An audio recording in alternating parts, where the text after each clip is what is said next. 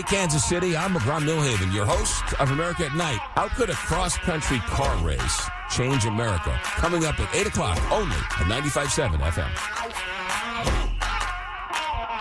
Could it really happen? I don't know. We'll ask Patrick Tuohey here on KCMO. He is with the Show Me Institute, kind enough to also fill in for this show last Friday. Patrick, thank you for being here. Great job as always. Appreciate your time. And tell me what's going on with this potential petition that's moving ahead in Kansas City as it relates to the Royal Stadium. Well, longtime Kansas City residents will remember the airport years ago, and the city wanted to demolish the terminal and build something new, and they didn't want to have a vote on it. In fact, they went through all sorts of weird ideas about how they didn't even have to bid it out. But what happened was petitioners gathered signatures and forced the city to have a vote. Now, this wasn't a referendum where they react to something the council does. This is a entirely new petition that says if you're going to finance this project of downtown baseball, we want to have a vote on it. So right now the clerk has 10 days to verify that the signatures are legit, and then the council has 60 days to either put it on the ballot or, as they did with the airport years ago, just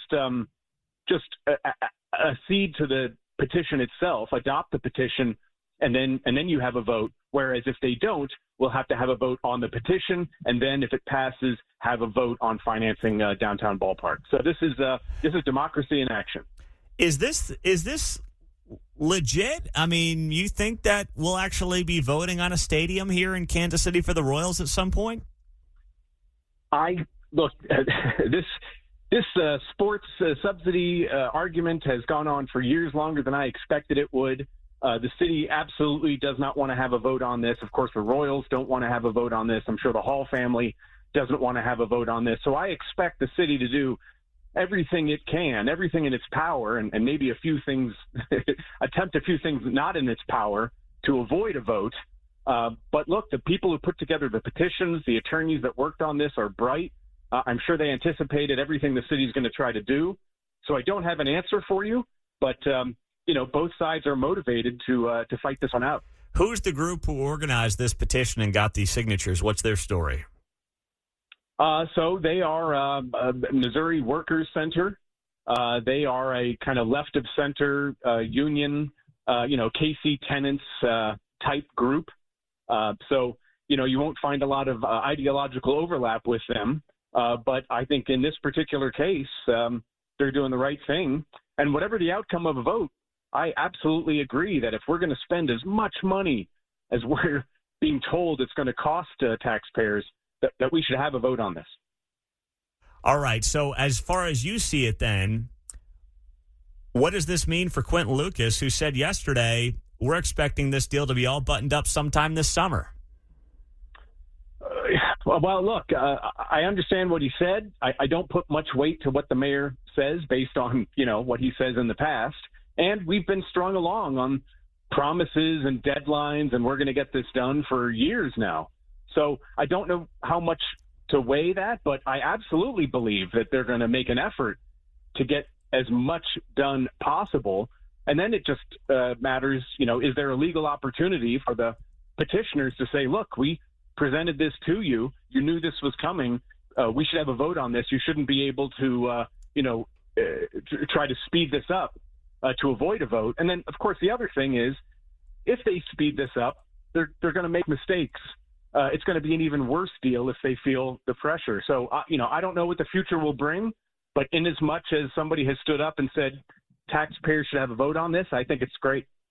So will you be going around door to door if this thing's on the ballot, telling people to vote no on the stadium? Is that part of your plan for the fall if there's something on a November ballot? I don't know that I will need to. They were able to get signatures for this in 2 weeks, 4,500 signatures, more than double what they needed. And if you look back at the vote in 2024, I think every part of Kansas City that had a chance to vote on this, which is every part of Kansas City south of the river, voted no. So I don't know that will change. And all we're going to do now is learn more about what the cost is to taxpayers. They want to float $600 million, they say, but the city is telling us we're already running a deficit of $55 million, and this at the very least is going to cost us about $5 million a year. So, we're spending money we don't have. We're going to see what they come up with. I likely won't believe any kind of financing story the city tells us. They want to tell us this is free. It's not going to cost us any money. It's exactly what they're telling people on the Kansas side. And the more details people get, the more they realize this is just a bad deal for taxpayers. So, again, we will have a campaign, but, I'm pretty confident that the people of Kansas City are not more in favor of spending a bunch of money for the Royals than they were in 2024. And part of the reason I would say that is the Royals have not wanted a vote. I think they're looking at polling and have been looking at polling over the last 2 years that tells them they're not going to win a public vote. Patrick Tuohey with the Show Me Institute is on KCMO. Do you see the news with the Bears last week, Chicago Bears? You see that story? Oh, yeah. Not only did I see it, Kevin Keatsman texted it to me twice, I think. Yeah, he told me yesterday you didn't respond to him yet. What's that all about? Well, it's kind of late at night, and I don't want to get in a text war with Kevin late at night or early in the morning. Okay, all right, fair enough. Yes, I saw that. And look, the argument isn't, our team's going to threaten to move. Of course they are. And they're going to react to, economic principles or, economic reality. And I get it. They want to squeeze taxpayers for as much as they can get. I absolutely understand that position. But my position is this isn't good for taxpayers. And, if teams want to move, that's great. There is no economic benefit to the people of Kansas City or Jackson County or Kansas to shell out as much money for these teams. So again, everybody's going to do what they're going to do. I don't want taxpayers fleeced. All right. Yeah. Well, I was going to bring that up because I find it interesting, like random right-leaning social media folks are like, look at Chicago and Illinois. They're so incompetent. They're losing the Bears to red state Indiana. I don't think that deals like this are ever that simple. I don't think that they're really oftentimes red or blue issues. Do you? No. In fact, I'm really disappointed that people who call themselves, small government or limited government conservatives throw all those principles out the window because, some billionaire who owns a team says, give me money. So I don't think it's red or blue. Republicans are just as bad as this on Democrats. And so, again, that's where you end up with, I'm very pleased that a group like the Missouri Worker Center is stepping up and doing something important for all of us, regardless of our ideology. All right. So remind us what happened with the airport with a petition like this and how that could play out as it relates to this deal with the Royals. Oh, so what happened years ago is the city wanted to tear down the terminal and build what they've got now. The city did not want to have a public vote. At one point, Mayor James didn't even want to have a competitive bid for the project. But the petitioners said, look, we want a vote before you tear anything down. And the council got the petition. The council decided to adopt the petition, put it on the ballot. And then when it went on the ballot, it passed. The people voted to approve the city tearing down the terminal. That may have not been the outcome the petitioners wanted, but it does add legitimacy to a big investment, a big project that the city is going to carry out. So, I don't know how people will vote. I have a sense that the Royals think they won't be supported, but this is democracy. And if we're going to spend so much money in Missouri for the Royals, it's perfectly appropriate that the people weigh in.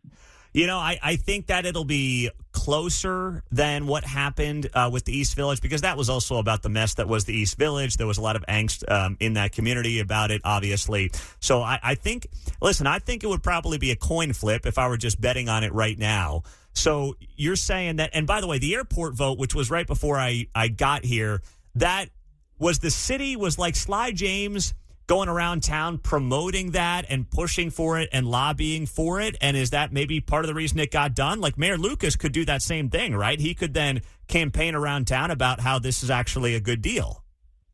Oh, I absolutely expect he will. And, okay. And yes, Sly James did the same. I think the difference here is that we've had a vote on this.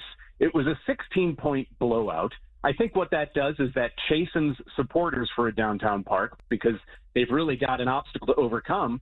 And I think it energizes people who are opposed because they say, look, we've had this vote before.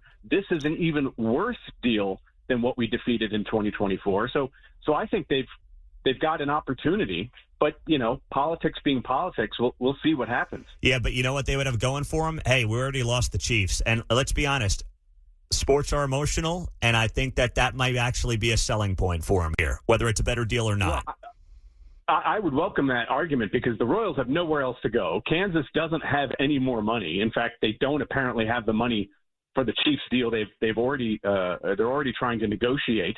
And look, there is a non-zero chance that if this ends up on the ballot, the Royals and the Hall family just pull the plug because I don't think John Sherman wants to risk another loss at the polls. It would be a big deal. It would affect their plans for years going in the future. They've already lost once. It would be a real black eye to lose again. Patrick Tuohey, Show Me Institute. All right, Patrick, good to have you here. Just get back to Keatsman on the text, okay, if you don't mind? I will. I'll text him right now. Okay, thank you very much, Patrick. Have a good day. Yeah, you too. All right, see you later, man.